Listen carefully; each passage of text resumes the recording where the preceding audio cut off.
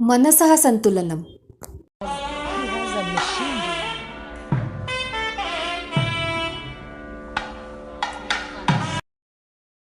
गणराज्यमङ्गलकार्यालये मङ्गलवाद्यवादनं प्रचलितं। सर्वत्र चैतन्यपूर्णं वातावरणम् आसीत्। वरपक्षीयाः तथा वधूपक्षीयाः अतिथीनां स्वागतं कृतवन्तः। अन्तःपुरे वधूः सालङ्कृता अभवत्। अभिजितमुहूर्ते वधूवरौ विवाहवेद्याम् आगतवन्तौ। सर्वे जनाः तयोः एव प्रतीक्षां कृतवन्तः। अन्तर्बाष्पः अतुलमहोदयः स्वपुत्रीम् आनीतवान्। तस्य प्रिया पुत्री नन्दिनी अद्य प्रतीकमहोदयस्य स्नुषा भविष्यति। प्रतीकमहोदयस्य पुत्रः प्रसादः सुशीलः सुसंस्कृतः च आसीत्। प्रेक्षागारे बन्धुभगिन्यः तथा च अन्ये आप्तेष्टाः एकत्रिताः। पण्डितैः मङ्गलाष्टकाः गीताः। तदनन्तरं वधूवरयोः शिरसि पुष्पाक्षतवृष्टिभूता। तदनन्तरं युवकैः छायाचित्राणि चित्रितानि। वधूवरौ विशेषासने उपविष्टौ। आप्तेष्टाः नवदाम्पत्याय उपहारान् दत्तवन्तौ। प्रेक्षागारे अतुलमहोदयः उपस्थितान् जनान् प्रणम्य भोजनार्थं प्रेषयन् आसीत्। तस्य निकटवर्तिनः तेन सह सस्नेहं व्यवहरन्ति स्म। तेषु एकः तस्य जीवश्च कण्ठश्च सुहृत् आसीत्। श्री शशिकान्तलिमये महोदयः। सः भोजनकक्षे सर्वान् हस्तेन मिष्टान्नं पर्यवेशयत्। सर्वे जनाः आतिथ्यं स्वीकृत्य समतुष्यन्।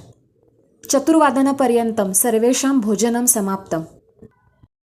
अधुना स्त्रियः साश्रुनयनं स्थितवत्यः। अतुलशशिकान्तौ ताः शोकशून्याः कृतवन्तौ। शुभकार्यं सम्पन्नं भूतं। वरयात्रा प्रस्थिता। वधूपक्षीयाः गृहं प्रत्यागच्छन्।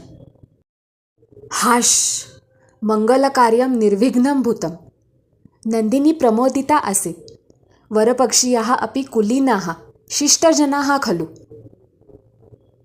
किं भोः, मां विस्मरसि वा? इदं कुटुम्बकं नन्दिन्याः कृते मया एव सूचितम्। अतुल, इदानीं निश्चिन्तः भव। आं शशि, तव साहाय्येन विना न किमपि सरलम् आसीत्। शतशः धन्यवादाः।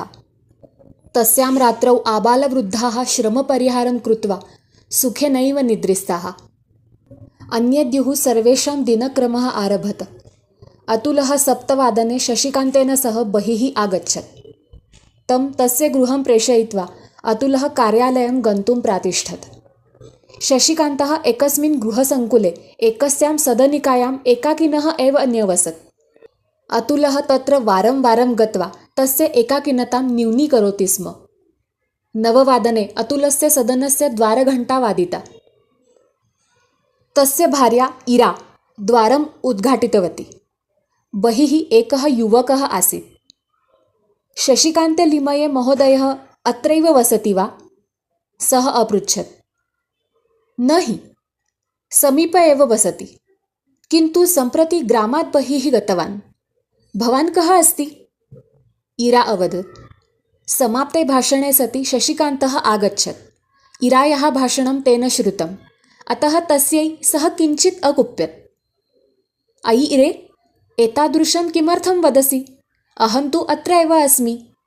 अस्तु, एषः कः? युवकस्य नाम अमितः आसीत्। सः नन्दिन्याः पत्युः प्रसादस्य कनिष्ठः सहकारी आसीत्।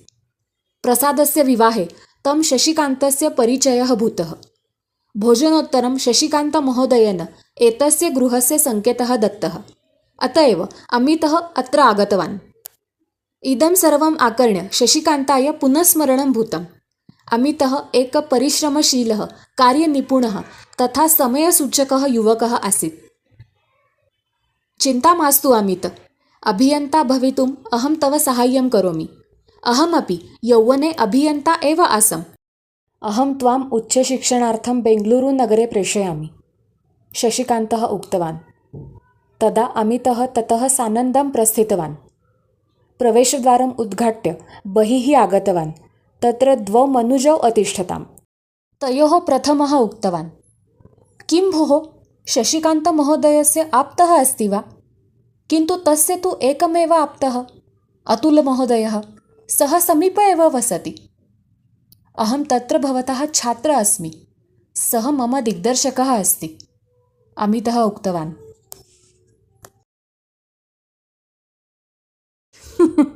कः?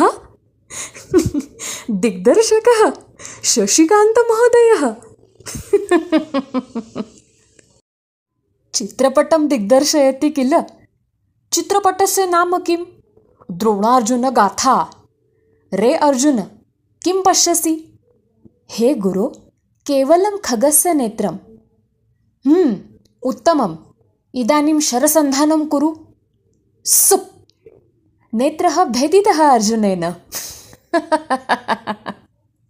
असम्बद्धं तथा अनादरगर्भमुक्त्वा तौ ततः अगच्छताम्।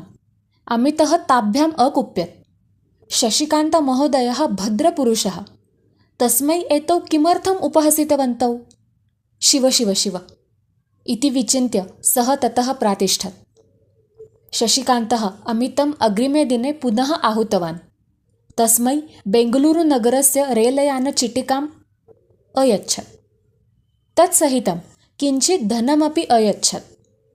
अमितः शशिकान्तमहोदयाय धन्यवादान् दत्तवान्।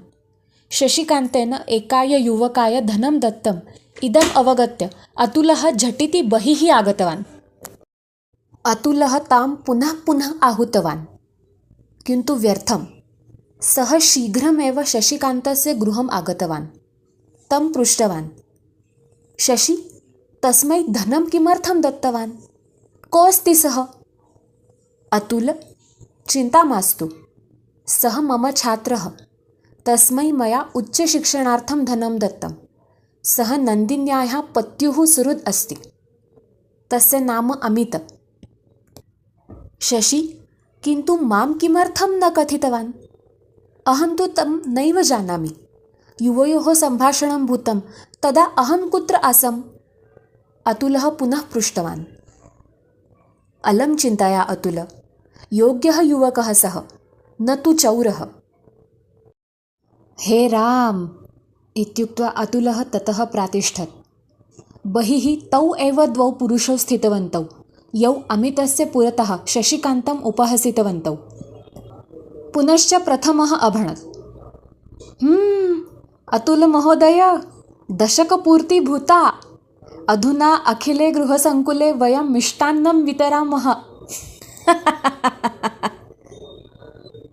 अतुलः सक्रोधं गृहं प्रत्यागच्छत्। गृहे एका स्त्री आगतवती। सा नन्दिन्याः श्वश्राः सखी आसीत्। तस्याः पत्युः कृते चतुश्चक्रिकां क्रेतुं शशिकान्तेन वचनं दत्तम्। कृपया क्षम्यतां महोदये, सम्प्रति सा चतुश्चक्रिका शशिकान्तस्य अन्यः बन्धुः क्रीतवान्। अतुलः ताम् उक्तवान्। मासद्वयः निर्गतः। अमितः अतुलस्य गृहसङ्कुले प्रत्यागतवान्।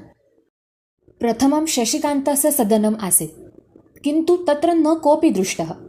पिहितं द्वारं प्रपश्य उदासीनमनसा सः बहिः आगच्छत्। बहिः तौ पुरुषौ स्थितवन्तौ। अमितः तं पृष्टवान्, शशिकान्तमहोदयः कुत्र अस्ति? मया किञ्चित् वक्तव्यम्। रे मूर्ख, तव द्रोणाचार्यः रुग्णालये अस्ति। अद्य भेषजदिनाङ्कः अस्ति। कृपया असभ्यं मा वदतु।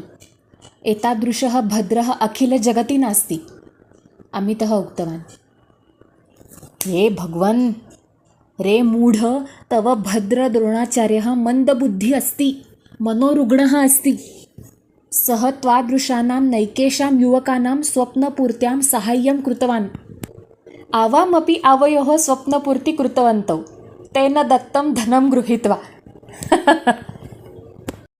भोः, किञ्चित् लज्जतु। कियत् अपमानास्पदं ब्रवीति भवान्? अमित स त्रस्तम् अवदत्।